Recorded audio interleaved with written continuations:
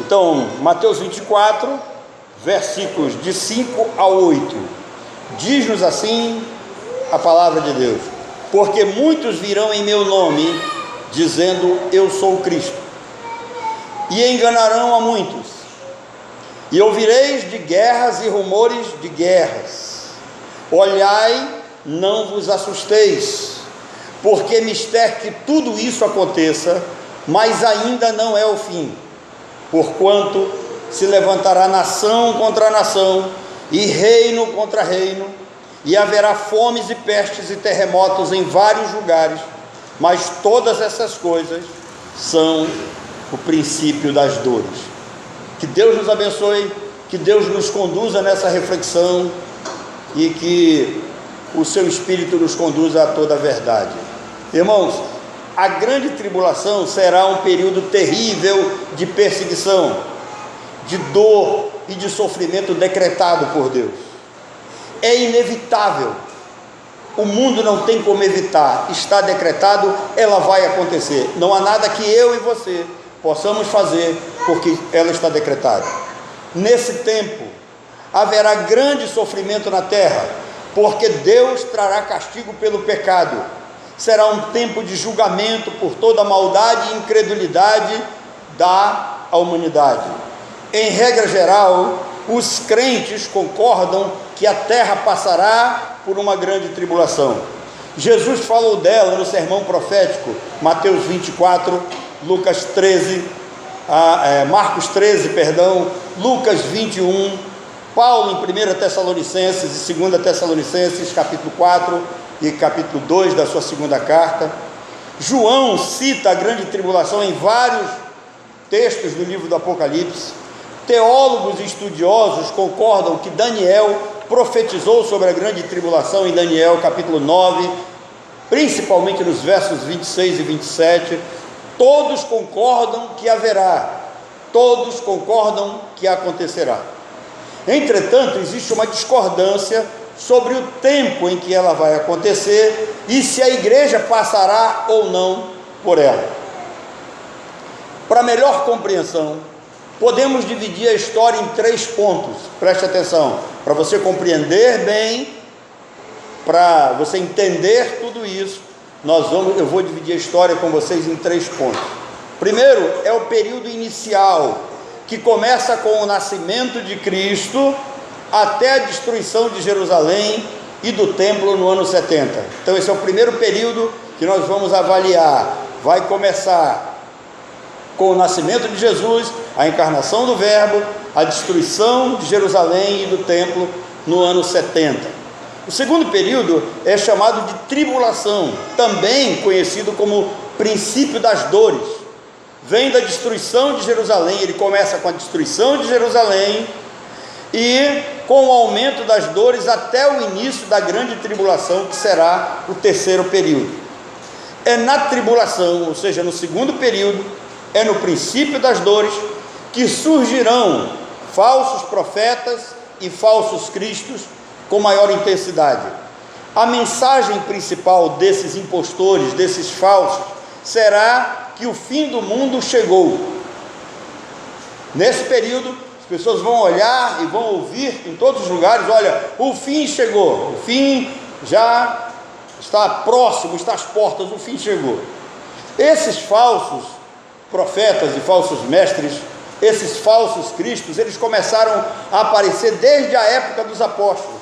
Já na época dos apóstolos já haviam falsos cristos, já haviam falsos mestres, e eles atravessaram a história do cristianismo, chegando até nós, e à medida que o tempo passa, isso vai aumentando. É possível que você conheça algum tipo de falso Cristo, ou você conheça algum falso mestre. Jesus disse que nesse período, segundo período, haveria guerras, fomes, pestes e desastres naturais, causando grande sofrimento à humanidade. Perseguições, os crentes serão perseguidos e haverá grande ódio contra eles. Esse ódio será tão intenso que os familiares ficarão uns contra os outros, e aqueles que não são crentes entregarão os crentes nas mãos dos inimigos? O que você acha? Um crente ou até você sendo entregue por um parente seu próximo na mão do inimigo por você ser cristão? Nesse tempo também nós vamos ter a questão da pregação do Evangelho. No princípio das dores, já na tribulação, haverá a pregação do Evangelho por todo o mundo. Agora, isto não significa que o Evangelho será pregado a todas as pessoas, mas que o Evangelho será anunciado a todas as nações. A palavra grega usada por nações é etne, etne que é traduzida por etnias. Então, esse Evangelho será pregado em todas as tribos, em todos os povos, em todas as nações, mas não significa que será a todas as pessoas.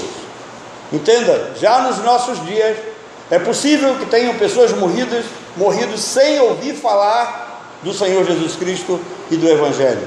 Eu conheço algumas etnias no estado de Roraima, em que indígenas, no caso, nunca foram contactados pelos homens civilizados. Ainda existem grupos indígenas que eles vivem tão isolados que eles não têm contato com o homem. Na região do Pará, eu tive um aluno que o pastor Elias conhece ele, o nome dele era Fernando Uauai, ele morreu de Covid. Mas esse homem foi assim muito importante na minha vida. Por quê? Porque como professor do seminário, do Instituto Batista Bíblico do Amazonas, esse homem, ele não falava português direito. Se ele não falava português direito, ele não escrevia também direito. E aí ele foi reprovado em todas as matérias na sua primeira etapa, e ele passou apenas na minha matéria. Aí o diretor e os outros professores mandaram me chamar. O que foi que aconteceu? Porque todos reprovaram o homem e eu passei o homem. Será que eu estava passando a mão por cima dele? Negativo. Vocês lembram que antigamente nós fazíamos prova oral? Lembram? Então, se o homem não sabe escrever, se ele não fala o português direito, esse homem deveria ter um outro tipo de avaliação. E eu fiz prova oral com ele, e o cara sabia bem. Esse homem tem uma peculiaridade. Ele era pastor numa área onde também haviam outras etnias que não haviam sido contactadas. E ele, com o desejo de ganhar essas etnias, o que ele fazia? Ele levava bacia, rede, concha, prato, colher, essas coisas que nós utilizamos aqui e que ele, como uma etnia já civilizada, vamos dizer assim, utilizava. Então, como os índios eram arredios, essa tribo era assim muito arredia, não queria contato, o que ele fazia? Eles caminhavam dias dentro da mata, e quando eles avistavam a distância, sabiam que eles estavam à distância, eles deixavam todo esse material para que os índios viessem apanhar depois. E eles vinham buscar rede, panela, bacia, essas coisas todas. Então, observe que dentro do nosso estado do Amazonas, existem muitos grupos que nunca foram contactados. Morreram já pessoas sem ter ouvido desse Evangelho. Então, o fato de o Evangelho ser pregado a todas as nações, não significa que será pregado a todas as pessoas.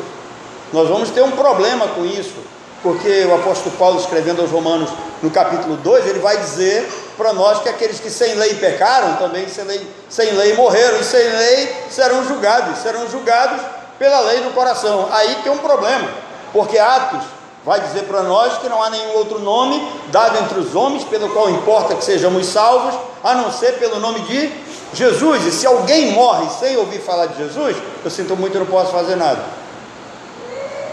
Isso é decreto de Deus, isso é problema de Deus. Chegar lá no céu, você reclama para ele. Então, essas coisas, elas vão começar a acontecer. Isso aí é o cenário inicial para a grande tribulação. Então, essas características aqui que nós estamos apresentando, chamada de princípios das dores, Jesus vai trazer para nós a ideia da mulher quando está com dores de parto.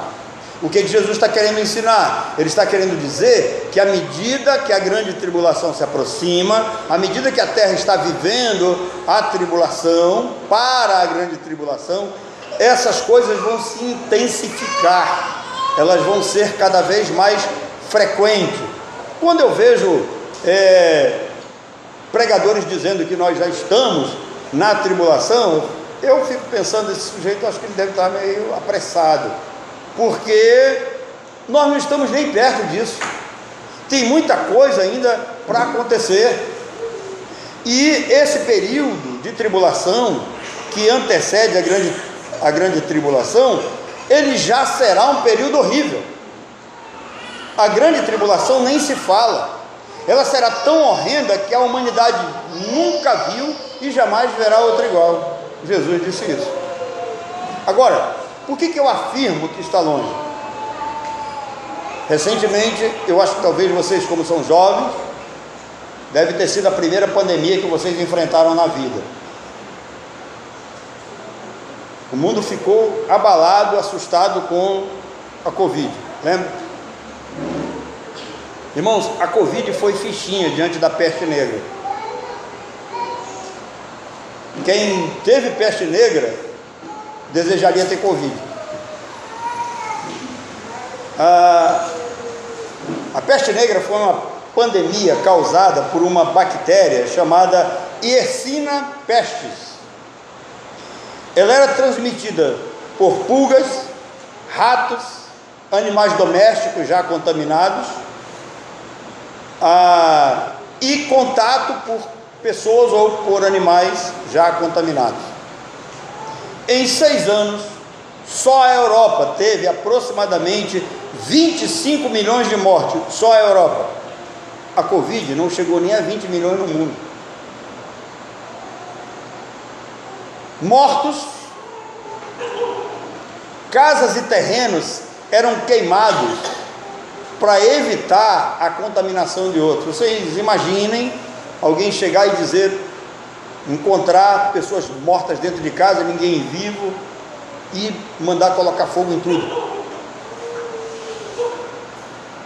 Foi terrível, um tempo assim muito triste na história da humanidade. Quem diz que nós já estamos na tribulação e que o fim está próximo, não leu sobre a Guerra dos 30 Anos na Europa Central, que aconteceu entre 1618 e 1648.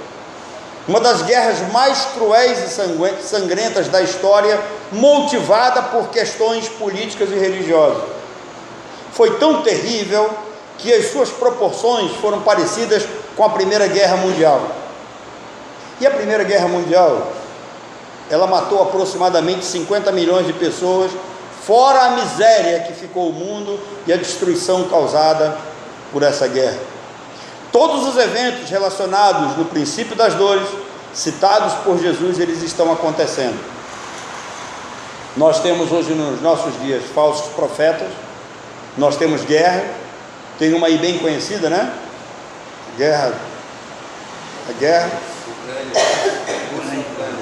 A Rússia invadiu a Ucrânia, né? Recentemente a Rússia já havia invadido a Crimeia, né? E para quem não sabe, o Putin, ele é um daqueles antigos da KGB, e ele sonha ainda com a União Soviética, e ele vai tentar juntar tudo isso. Então, nós temos fome no mundo? Temos. Nós temos terremoto? Temos. Nós temos acontecimentos assim extraordinários. Vocês souberam que essa semana, né, ou no final de semana, nós tivemos um desabamento em Beruri, 40 casas foram parar, né, no fundo do rio, 3 templos, 2 da Assembleia de Deus, né, e 1 da Igreja Católica, tem gente desaparecida, e graças a Deus foi no final de semana, não tinha muita gente fora de casa, senão nós teríamos, imagine se fosse à noite, a tragédia que não teria sido, né? Então, os cenários de acontecimentos para a tribulação está em curso, nós estamos vivendo. O que está faltando? Falta intensidade. O mundo caminha para ela, entretanto, ainda está longe de acontecer em sua plenitude. Por quê? Porque uma das evidências da chegada da tribulação, então ela não chegou ainda, mas uma das evidências da chegada da tribulação é a apostasia e a revelação do anticristo. O anticristo da tribulação será uma pessoa que dominará o mundo de forma cruel, massacrando e perseguindo a igreja. Daniel 9:27 diz que o anticristo fará uma firme aliança com muitos por uma semana. Na metade da semana fará cessar o sacrifício e a oferta de manjares. Sobre a asa das abominações virá o assolador, até que a destruição que está determinada se derrame sobre ela. Preste atenção, mais uma vez, entra aqui a expressão está determinado. Isso é decreto de Deus, Deus assim planejou, Deus assim determinou, e o Senhor Jesus diz que não cabe ao homem saber as coisas que Deus tem oculto, reservado para Ele mesmo, mas aquilo que está nas Escrituras, está revelado, é para conhecimento nosso. Essa é a descrição então que Jesus faz sobre o período conhecido como o princípio das dores. O princípio das dores, ele vem antes da grande tribulação. Em Mateus 24:6, Jesus cita o princípio das dores. Um período então de tribulação, com guerras, rumores de guerra, mas ele deixa claro que ainda não é o fim. Ainda tem uma série de coisas para acontecer. Esses eventos acontecerão com muito maior intensidade, com força, com violência, mas ainda não será o fim. Estas coisas sempre aconteceram na história da humanidade, mas esse é um período especial descrito por Jesus. Tudo será muito intenso, as tragédias acontecerão simultaneamente no mundo. Não é um fato isolado aqui, outro acolá, mas será algo simultâneo, com muita intensidade, vários terremotos, pestes e fomes em vários lugares, porque à medida que se aproxima a volta de Jesus, esses eventos ocorrerão com maior frequência, com maior intensidade, em menor espaço de tempo. É de fato como é descrito as dores de parto. Uma mulher, quando ela está para dar luz, ela sente dores, e essas dores elas começam assim muito simples, parecendo cólicas menstruais. Depois, essas dores aumentam, né? E o que eu estou falando aqui foi porque eu estudei, que eu nunca dei luz para ninguém. Só para descontrair, vocês estão muito sérios, né? Mas as primeiras dores vêm como se fossem cólicas menstruais, então ninguém liga. A segunda vem como se fossem dores nas costas, né? Aumentam como se fossem dores renais. A coisa se torna mais dura, mais intensa. Depois aumentam ainda mais, e elas começam a vir em intervalos entre 20 e 30 minutos. Aos poucos, a dor se torna ainda mais forte e dura mais tempo. As contrações se tornam mais frequentes, até que elas vêm em intervalos de 5 a 3 minutos. Essas dores do parto, elas são tão intensas e são tão dolorosas, que a crucificação é comparada a elas. A coisa será tão intensa e tão dura que será facilmente identificada pelos crentes mais atentos. Em Mateus 24, Jesus diz que os eleitos perceberão, porque eles não podem ser enganados. Agora, quem são esses eleitos? No próximo estudo, eu vou entrar com mais intensidade, com mais profundidade nessa questão dos eleitos. Mas eu quero que você preste atenção, que a Bíblia tem 5 eleições básicas apresentadas para todos nós. Primeiro, nós temos a eleição do Messias, a eleição de Jesus para ser o nosso Messias, para ser o nosso mediador. E Lucas 9 vai dizer isso para nós. Onde é que isso acontece? No conselho da Santa Trindade. Nós não éramos nem nascidos, esse mundo não havia nem sido criado, e senta numa mesa Pai, Filho e Espírito Santo. Eu estou dando uma ilustração aqui, mas houve uma reunião entre Pai, Filho e Espírito Santo, e eles determinaram quem criaria o mundo, quem determinaria todas as coisas, quem morreria na cruz e quem traria a regeneração, o novo nascimento aos seres humanos. Coube a Jesus ser o Messias. Então, ele é o primeiro eleito. A primeira eleição vem dele, Jesus, para ser o Messias. A segunda eleição que a Bíblia apresenta é a eleição de Israel para ser uma nação teocrática. Você vai encontrar isso em Deuteronômio, capítulo 7, versículos 26 em diante.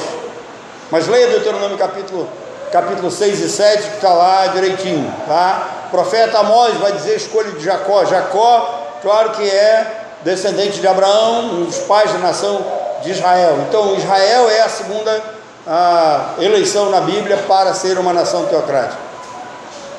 A terceira eleição que a Bíblia apresenta é a eleição dos anjos. Vocês lembram? E quando Satanás cai, ele leva consigo até essa parte dos anjos do céu. Por que os demais não caíram? Porque os anjos estavam eleitos. 1 Timóteo 5:21, o apóstolo Paulo diz assim: conjuro-te perante Deus, Cristo Jesus e os anjos eleitos. Então, Jesus, Israel, os anjos. Aí nós vamos ter uma eleição para a salvação. Efésios capítulo 1, versículo 3: assim como nos escolheu nele antes da fundação do mundo, para sermos santos e irrepreensíveis perante ele, e em amor nos predestinou. Versículo 4. 2 Tessalonicenses 2:13: entretanto devemos sempre dar graças a Deus, irmãos, por vós amados pelo Senhor, que o Senhor vos escolheu desde o princípio para salvação, santificação no Espírito e fé na verdade. Pedro vai falar de eleição. O apóstolo Paulo fala em todas as suas cartas. João fala na sua segunda carta, a senhora eleita. Então nós vamos ter aí primeira eleição, Jesus; a segunda, Israel, os anjos; eleição para salvação; e a última eleição ministerial. Que eleição ministerial é essa? Quando eu cheguei aqui, eu vi um garoto deitado ali no chão, lembra? Eu acho que tiraram para Débora não pisar o neném dali. Estou brincando, claro. Mas o meu avô, eu nasci num lugar no estado do Amazonas chamado Ilha da Paciência. Quando eu estava me dirigindo para cá, eu passei lá na frente. Hoje ela quase não existe mais. O rio já levou tudo. O primeiro pastor que eu conheci foi meu avô. Quer dizer, eu conheci não, eu conheci depois, né? Mas quando eu nasci, eles faziam a mesma coisa. Eu ia para a igreja só para dormir. Então eles botavam um pano no chão e eu dormia naquele pano.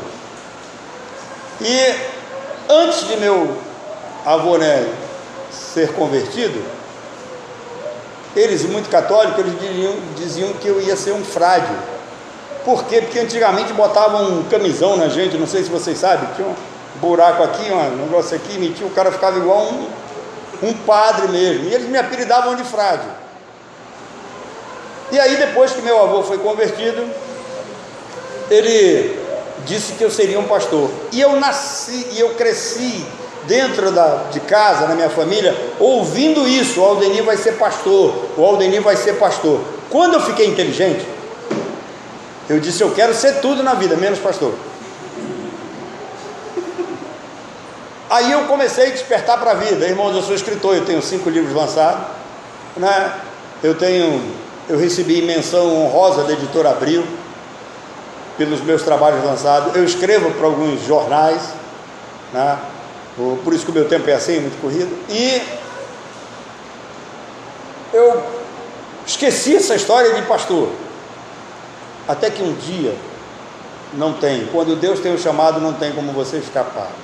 Eu fui trabalhar numa empresa chamada Philips da Amazônia. Possivelmente alguns de vocês já tiveram ou têm algum produto Philips.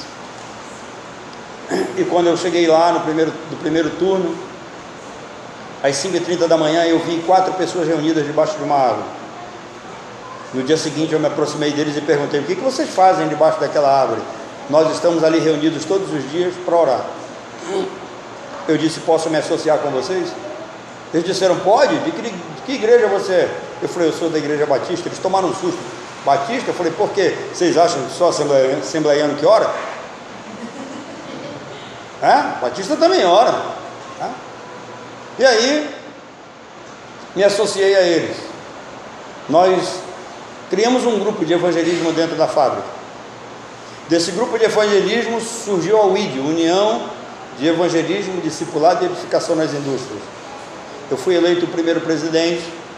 Esse trabalho cresceu tanto que nós fizemos 2 congressos, um na Escola Técnica Federal do Amazonas, com 450 pessoas presentes, fora os líderes que organizaram, e para variar eu preguei, e também fizemos um encontro de todos os crentes, de todas as fábricas do Distrito Industrial, na Praça da Polícia em Manaus, e nós tivemos mais de 2.000 pessoas assistindo.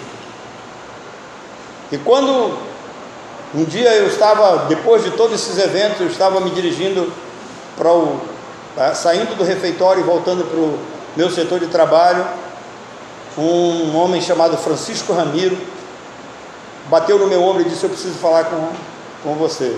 Eu era muito jovem ainda, e ele disse: o pastor Marcos, que era da igreja presbiteriana do bairro da Redenção, havia me feito um convite para dirigir a igreja. Eu falei para ele: eu não tenho formação nenhuma. Ele disse: o que você sabe já é suficiente. Irmãos, como que eu cresci, como que eu desenvolvi? Tudo que eu ouvia, tudo que meu pastor pregava, eu tinha um caderninho que eu anotava. E naquela época eu me virava, ralava muito para estudar. Hoje eu vejo algumas pessoas que dizem assim: o Aldenir tem o dom da palavra. Eles não sabem o quanto eu estudo, eles não sabem o quanto eu leio, eles não sabem o preço a ser pago para poder trazer uma reflexão dessa aqui para vocês. Então, busquem conhecimento. Hoje em dia vocês têm o mundo na palma das mãos. Naquela época eu não tinha. Mas eu fiquei com aquilo na cabeça. Só que eu tinha um problema. Como é que eu vou dirigir uma igreja presbiteriana se eu não concordo com o batismo de criança? Como é que eu vou praticar um batista praticando pedobatismo? Cheguei em casa, comecei a orar e dizer: Senhor, se tu tem realmente a intenção de me levar para o ministério, que seja dentro daquilo que cremos. E aí eu recebi um outro convite. E aí Deus foi abrindo as portas. Eu fui pastorear. 2 anos depois eu fui para o seminário. Eu fiz um curso básico de teologia, fiz bacharel em teologia. Eu tentei cursar um curso de mestrado por correspondência, depois eu desisti. Porque eu fiquei pensando: para quê? Só para ter um quadro na parede que não vai me acrescentar em nada. E eu resolvi me dedicar mais às igrejas. Eu saí do seminário, eu não tenho mais dado aula, e eu tenho me dedicado às igrejas. Dificilmente acontece um domingo na minha vida que eu não prego em 2 ou 3 igrejas. Eu louvo a Deus por isso. O meu médico disse que estava na hora de parar, que era para diminuir o ritmo, e eu aumentei mais ainda. Eu desobedeci ele. Irmãos, eu espero um dia morrer atrás de um púlpito. Eu sou um homem realizado. Tenho maior alegria e felicidade de poder pregar esse evangelho com todas as minhas forças, com toda a minha intensidade, com toda a saúde que ainda Deus tem me dado, com tudo que me resta. Então, essa última eleição, que é a escolha ministerial, vocês vão encontrar isso na vida de Paulo. Vocês vão encontrar lá no deserto de Midian, quando Moisés está lá e a sarça queima e não consome. Para quem não sabe, a sarça é uma espécie de arbusto muito fino. Você pega assim e quebra muito facilmente, aquilo é muito seco, então facilmente queimaria, e está lá um fogo que não consome a sarça. Por isso que chama a atenção de Moisés. E aí Moisés vai lá ver, e ele acaba se encontrando com o Senhor. E aí Deus diz para ele: olha, você vai lá tirar Israel do Egito. E ele diz: mas espera aí, vou chegar lá e vou dizer o quê? Ele diz: vai lá e diz o eu sou. Mandou você vir aqui. Se você quiser saber o nome de Deus, é interessante esse nome, eu sou. Eu sou o que sou. Na realidade, você pega o hebraico, é diferente. Eu era o que era. Aí você vê Deus chamando Moisés. O apóstolo Paulo, quando ele passa por toda aquela experiência que você sabe, caminho de Damasco e tal, o que acontece com ele? Ele é levado para uma rua chamada direita, em Jerusalém. Aí Deus vai a um homem chamado Ananias e diz: vai lá ora pelo Paulo e convoca ele para o ministério. Aí o Ananias diz assim: mas Senhor, esse homem ele é perigoso, você sabe o quanto medo nós temos dele, quantos ele já arrastou para a prisão, Estevão morreu por causa dele. Qual a resposta de Deus? Vai, porque ele é para mim. Quem lembra? Tem duas versões, uma vai dizer um instrumento escolhido e a outra versão, revista e corrigida, vai dizer um vaso escolhido. Quando esse homem escreve sua carta à igreja da Galácia, Gálatas capítulo 1, versículo 15, Paulo diz assim: assim como me escolheu antes de eu nascer, no ventre da minha mãe. Jeremias vai dizer que Deus o escolheu antes do nascimento. Então guarde isso. 5 tipos básicos de eleição: Jesus para ser o Messias, Israel para ser uma nação teocrática, os anjos, salvação nossa e ministerial. 5 tipos básicos de eleição. Voltando para o tema, Jesus diz em Mateus 24, de que, se possível, o anticristo, esses sinais enganariam os próprios eleitos, mas não é possível.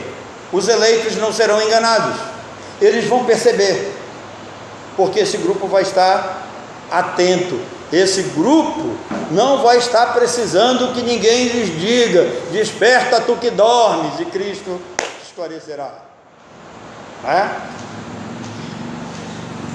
Então Jesus diz: olha, permanecei atentos, no verso 4, para que ninguém vos engane. Ou seja, o mundo está cheio de enganadores. Somente prestando atenção às palavras de Jesus, os crentes poderão escapar dos falsos cristos, dos falsos ensinos e dos falsos mestres. Aliás, o aparecimento de inúmeros falsos cristos em todos os lugares do mundo será o primeiro sinal. Quando Jesus descreve isso, o sermão profético de Mateus 24, por que é chamado de sermão profético?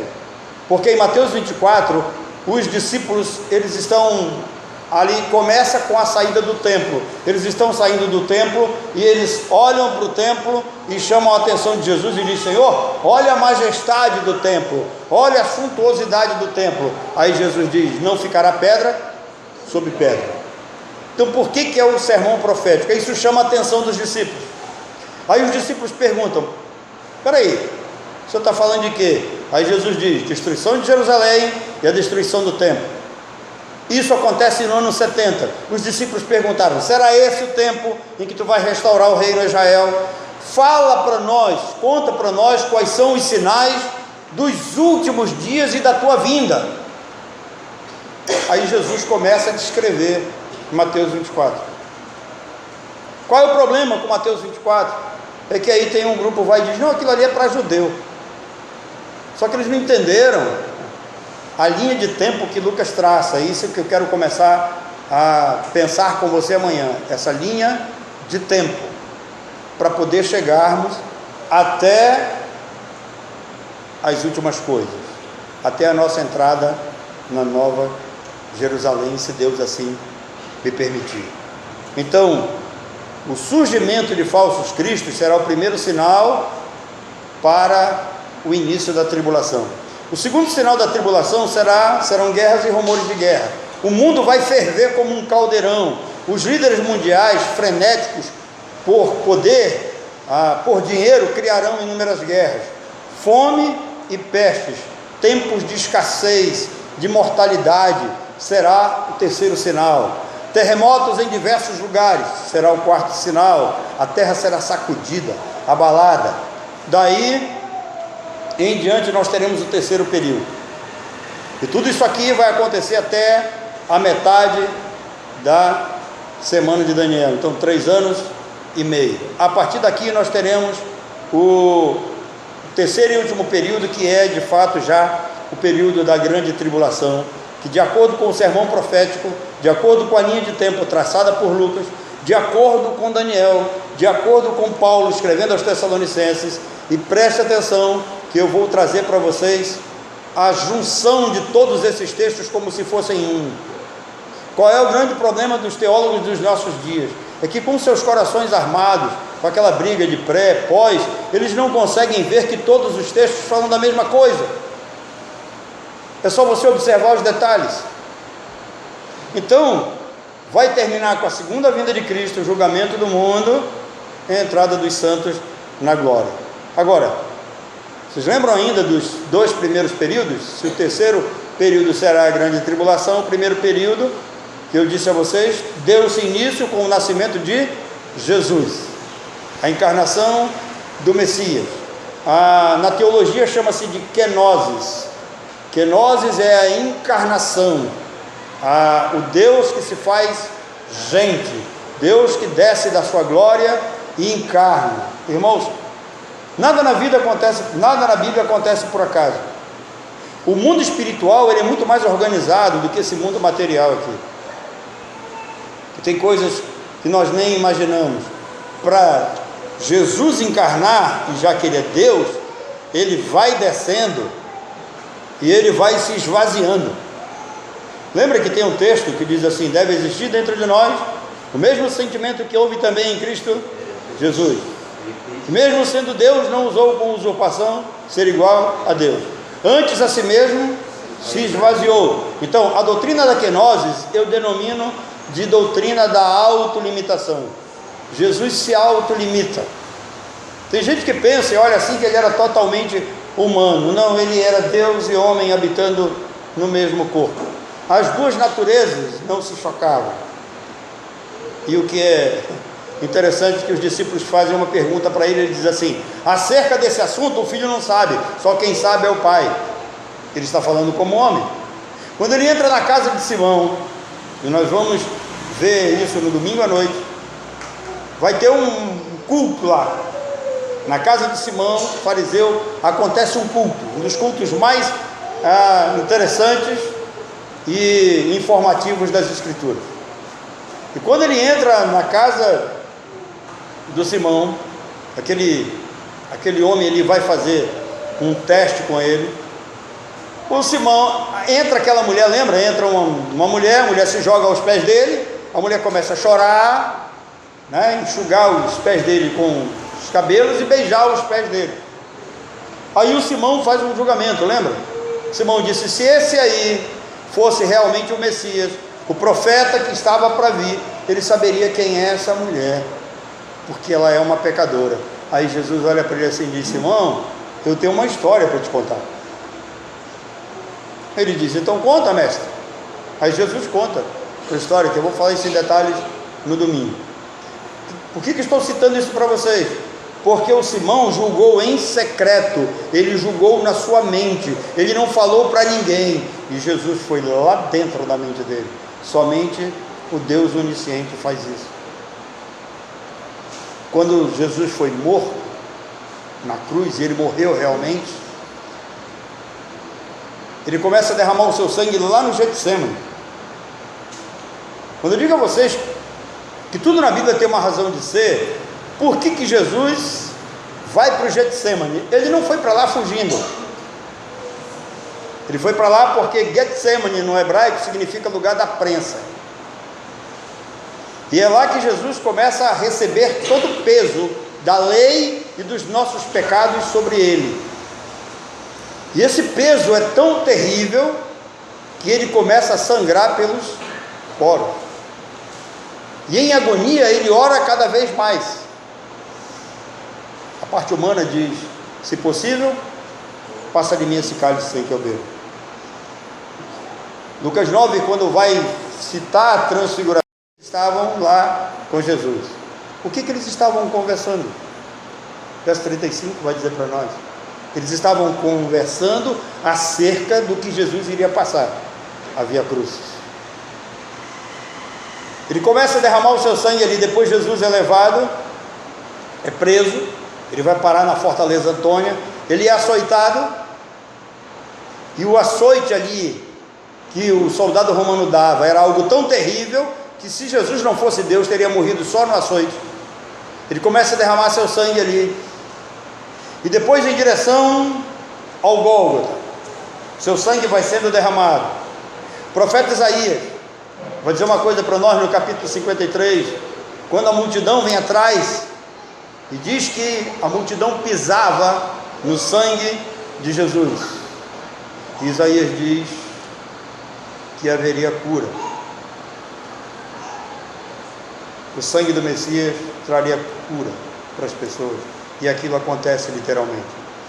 Eu falei para vocês agora há pouco de que quando ele vai encarnar, ele desce da sua glória, ele se esvazia.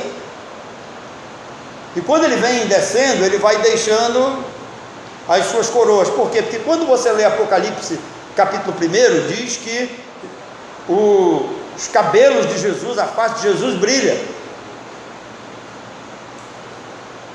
seus pés brilham da sua santidade. E como é que ele chega aqui? Vazio. É que conforme ele vem descendo, e aí, um dia você ouviu um salmo que diz assim: levantai, ó portas, as vossas cabeças, levantai-vos, ó portais eternos. Portas são seres, não são portas normais. Portais são seres, são os anjos, arcanjos, querubins, serafins. Dizem os sábios judeus que conforme Jesus vem descendo, ele vem deixando as suas coroas conforme as miríades. E quando Jesus termina o seu ministério aqui, que ele vai ser elevado às alturas, e preste atenção que esse é um dos textos que nós vamos usar, porque aparece dois varões diante dos discípulos e disseram: varões galileus, porque vocês estão olhando para as alturas? Esse Jesus que vocês viram subir, vão ver o que? Da mesma forma, preste atenção, a volta será visível. Então, quando Jesus começa a subir, Deus lá de cima grita fala para as miríades: levantai, ó portas, as vossas cabeças, levantai-vos, ó portais eternos, para que entre de novo o Rei da Glória. Os seres perguntam: quem é o Rei da Glória? Ele diz: o meu filho, o meu ungido. E Jesus vai subindo e ele vai sendo coroado, até ele chegar majestosamente e assentar-se ao lado de Deus. Então, irmãos, como eu digo a vocês, tem tantos detalhes na nossa Bíblia em português que nós nem imaginamos como acontece.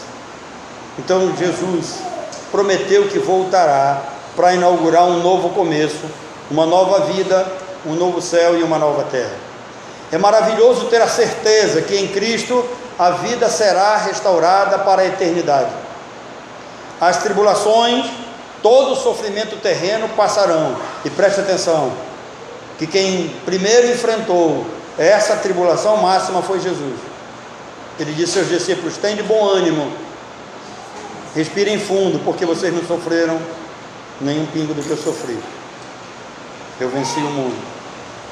Então, todo esse sofrimento terreno passará, e estarão registrados na história de cada um daqueles que estiverem dentro daquele período. Todas as coisas serão reveladas, desvendadas, e poderemos enfim compreender os mistérios que a nossa mente não alcançou nessa terra. O dia de despertar é hoje. Todos estão sendo convidados a crer, a se preparar para encontrar-se com Deus, o Criador soberano e mentor de tudo isso. Quando eu estive aqui com vocês e eu preguei pela primeira vez nesta belíssima congregação, diante desse povo lindíssimo, belíssimo, vocês lembram que eu preguei? Eu disse a vocês, eu preguei sobre a entrada triunfal de Jesus na cidade de Jerusalém, não na nova. E eu disse a vocês por que Jesus entrou montado no jumentinho, lembra? Por que Jesus entra montado no jumentinho, ainda lembram? Porque ele veio como um rei em missão de paz. Ele vem humilde montado num jumento. Por quê? Porque ele quer se relacionar, ele quer pessoas se chegando a ele, ele quer ser tocado, ele quer amar e ser amado. Mas esse período passou.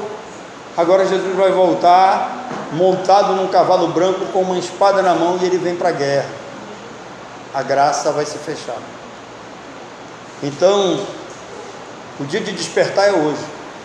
Nós ainda estamos dentro desse convite, desse período de convite, estamos convidando a todos para prepararem-se para se encontrar com Deus. O Criador soberano, o Senhor, foi Ele quem determinou todas essas coisas. Isso é a ideia dele, vem da mente dele, coisa que eu e você não podemos penetrar. O apóstolo Paulo, escrevendo aos Romanos, disse: "Ó profundidade das riquezas, tanto da sabedoria quanto do conhecimento de Deus, quão insondáveis são os seus caminhos, e quão inescrutáveis os seus pensamentos." Ele termina o pensamento dizendo: "Porque dele," ou quem foi o seu conselheiro, "porque dele, por meio dele, para ele são todas as coisas, a ele, pois, a glória eternamente. Amém." Que Deus nos abençoe. Amanhã continuaremos.